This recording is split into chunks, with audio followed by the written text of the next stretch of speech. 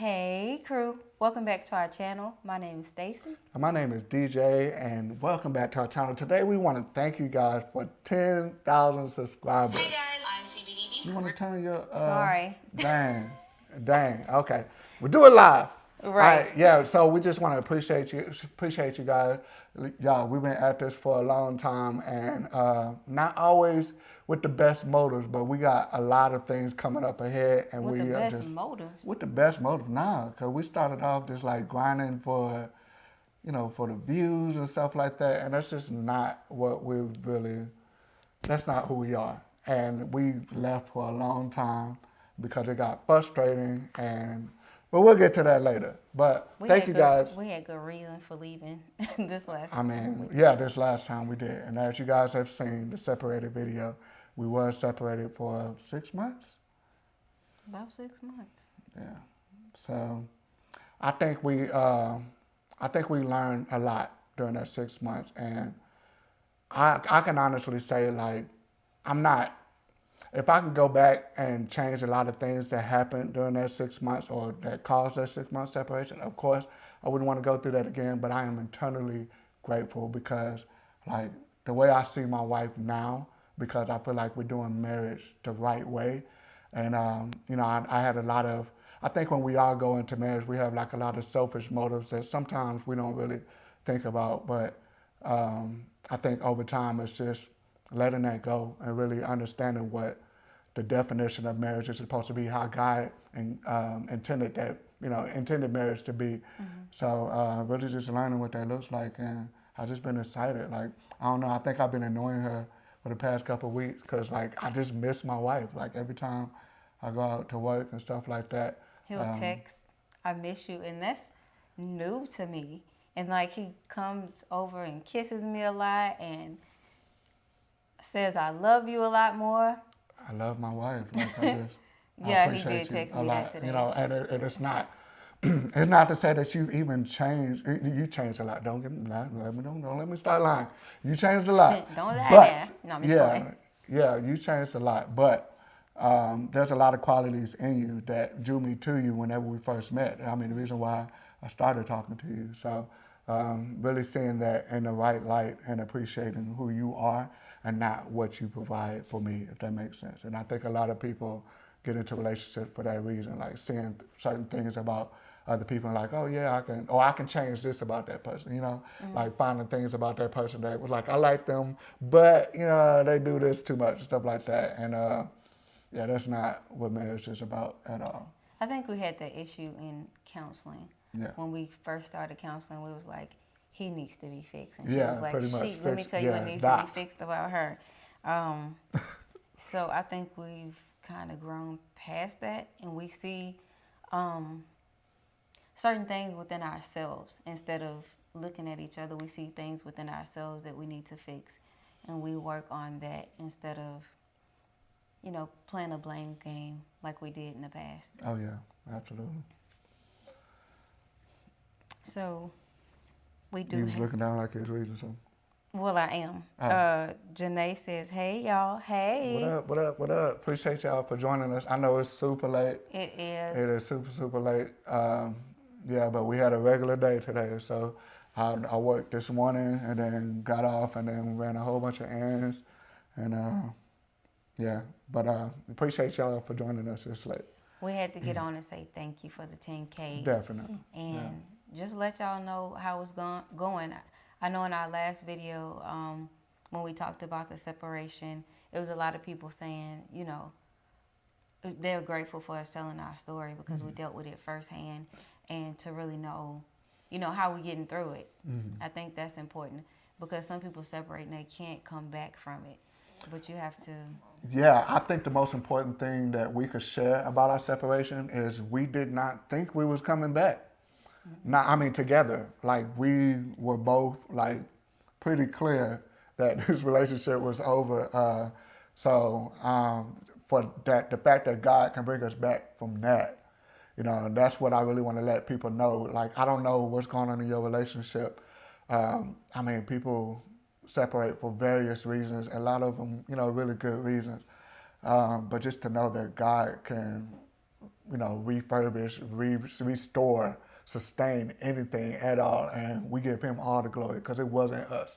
We went through tons and tons of counseling, but overall it was just the mindset of like, God, what do you want? Like, this ain't about my happiness. And I think that scares people before they get married. Like, when you say marriage is not about you being happy, I think that sounds really scary. Like, that sounds miserable almost. I even said, like we talked about, it didn't make it into the last vlog, but we said some people actually probably manipulate that, like, and tell people that marriage is not about happiness. Like, it's not just about happiness. If you do it right, you'll find happiness within following the guidelines that's been given by God. When it comes to marriage, you'll get that peace, you'll get the joy, and overall you'll have the happiness. But if you're just focused on yourself being happy, then I don't think you'll find it that way. And I don't know if I explained that correctly. No, Let me know if you did. Yeah, you did. So as y'all know, I film weddings. So one of the most common things that I hear during wedding toasts is they'll be talking to the groom and they'll say something like, you have two choices. Either you could be right or be happy. Or they'll say something like happy wife, happy life. And I do think that's true, but it's the way that it's presented that is a little bit misconstrued. So I think when you really understand your role in the household as a man and what you will put on, like understanding like how Jesus loved the church, or loving your wife like Jesus loved the church, and Jesus died for the church. So you have to think about that sacrifice that he took on the cross. And whenever, as a man, my responsibility is to take that sacrifice as a man for my wife.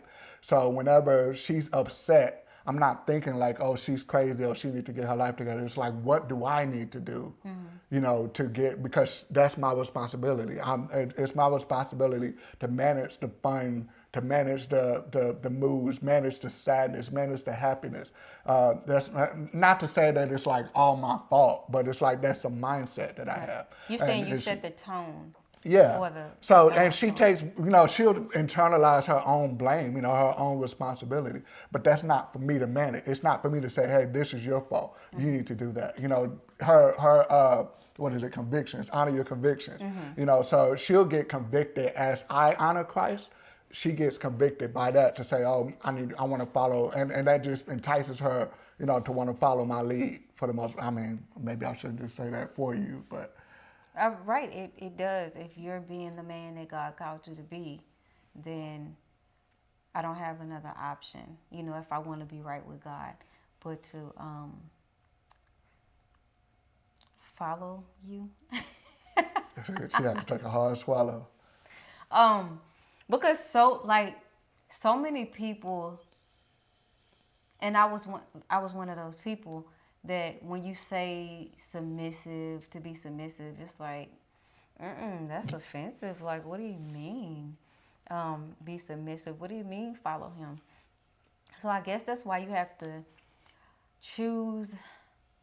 Like, you just don't rush to get married, because if he's not a man that's after God's heart, then you're not going to want to follow anything he's saying, and he's probably not going in the right direction.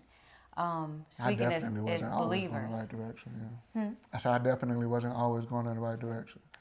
And it was hard for me to follow you. Yeah. But when you started to seek God, it became easier and easier.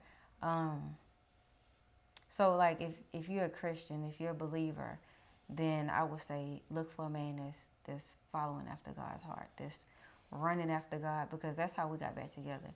So I'm going to ask you this. Do you feel like you're submissive? Now, I do. Way more than when we first got married. So, but that's what I was telling them. That's how we got back together, because I said, God himself would have to come tell me she meant that. To get back with you. I said what I said. And don't ask me to come over, because I'm not staying on the phone with you too long. If it's not about the kids, that was a rough time. Yeah. Trying to, when you're going through a separation or divorce, you're trying to put on a happy face for the kids, but they still, you know, they old enough to know like something's going on. We're not going home. Oh man, Jet put me through it. That boy would cry all the time. Yeah. And whenever I had to leave and stuff, that's what broke my heart the most. Like, as a man, like you want to teach your son how to be a man, and it's like, in that moment, it's like I got to learn how to be a man myself. Just because I'm 30-something years old, that don't make me a man. You know, I'm not making the right decisions to lead my son into, like, if my son grew up and made the same decisions that I'm making right now, how proud would I be of him? You know, and that just hit me like a ton of bricks every time, like I got ready to leave. And you know, yeah, it's conviction for real, and I appreciate it. You know, and I appreciate him, like he's able to show his emotions so well. Right. And it's like that really inspires me. You know, I don't know if I even really, I probably should try to talk to him about this, but like, I love how he just, you know, he's not afraid to express himself. At all. And it's like, that's what, as men, we were taught the opposite. You know, what to be a man is like, don't express yourself, like be a rock, be tough all the time. I make it a point not to do that to my son. I want him to be able to cry, because the world might tell you not to cry. Cry. That don't make you soft. Yeah. But I said the submissive thing to say that, let me make clear, I'm still very afraid of my wife. What? Don't say that. I am. It's not that, like, I don't think she's going to do something to me in my sleep or something like that. It's just like, I hate seeing her upset, you know. So a lot of times when, you know, I could be at a shoot late, and it's like I told her I'm going to be home at 2 o'clock, and here it is 2:30. It's like I'm afraid to call my wife and say, hey, the shoot is running late, you know. And it's like, she's not going to like stab me when I get here or anything like that. And it's like, that's what I want people to understand. He's making it sound so bad. I'm trying not to, but in mean, yeah. Y'all get what I'm saying. I think y'all get what I'm saying. So it's like, you know, I think a lot of people feel like, men and women, submissive feels like, okay, well, I do whatever you like, you know, hop on one foot, you know, and that's not what submissive is. It's understanding who your husband submits to, but at the same time, like, the love that I have for her, it's like, whenever she gets upset, that hurts me. When she's upset, I feel that, you know. So that's what I mean by fear. It's like, I don't want to disappoint you. I don't want to make you unhappy, because I know that I take responsibility for that. You know. Don't say you scared though. It's because I don't know how else to explain it. It's still like the same. It's reverential, you know. Like, I have such a respect for your emotions that I don't want. You know what I'm saying? Yeah. Like, I don't want, because if you get upset, you're gonna yell. You're gonna, you know. We all do that. You know, that's not just her. Anybody does that. We get upset. I say a couple, you know, words that I'm not proud of. But it's like, when you put that person in that space, and when you're married, it's seeing through that. It's not necessarily like, okay, well, she's yelling this, that, and the third.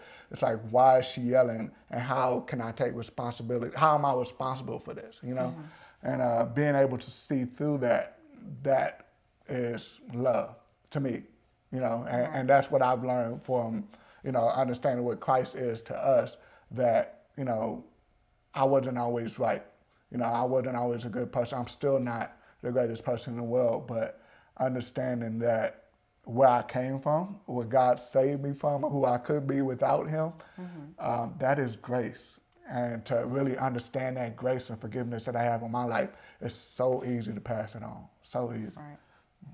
I think that's what I'm learning now, to give you grace. Because I know you used to ask for that a lot, like, just give me grace. And I had a hard time with that, and I had to realize how much grace I had from God. And I'm like, let me just start to understand my husband, because I could be, like you said, I could be far worse off than I am. And I'm grateful. You used to have a couple snaps. The snaps are still there, but what are you grabbing? But I'm not that sassy no more. not no more. Tiara NTV said, hey, boo, I am just tuning in. Hey. What up, what up? I know it's like so delayed, so you're going to see this like 10 seconds from now. I mean, I that's don't know just how. the nature of internet. There's not Yeah. much we can do about that. But definitely appreciate y'all for tuning in. Like we said, we just want to hop on to say thank you guys for Right. supporting us all these years through our ups and downs. You know, we had to support each other through our ups and downs, but y'all have been rocking with us for a very long time, and we Right. just really, really appreciate that. So we have lots of content that we get ready to, start just getting better at it. You know, like we've been doing this for a long time, but we've been hella inconsistent.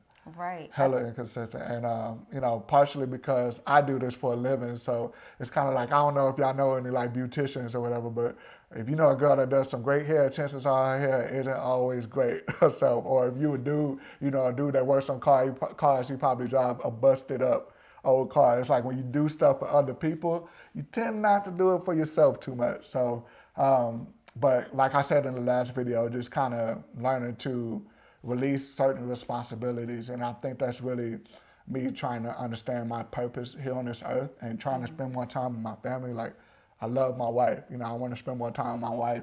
I don't want to spend it in the office. I don't want to spend it, behind the camera. I do all of this so I can, enjoy this. So I think all of that comes full circle back down to the vlogs and the videos that we do for YouTube. It's just like letting other people's stuff handle that stuff. So, like I said in the Letting other last people video, edit. I mean, letting other people yeah, edit. letting people edit for us, edit these videos. So, like I said in the last video, we had a few people reach out, appreciate it, but I want to give people some time. So we want to make sure we find somebody that's a good fit. So if you know anybody that's good at editing or interested in editing, feel free to leave a comment below. Shoot us an email. I think our email is on our page somewhere. So yeah, we'll definitely appreciate that. And next time we'll be doing these lives way earlier than Way 11 o'clock. earlier. Because, Yeah. we, like you said, we just had a lot going on today. But we did want to get on and just say thank you and how much, and express how much we appreciate you guys. Yeah.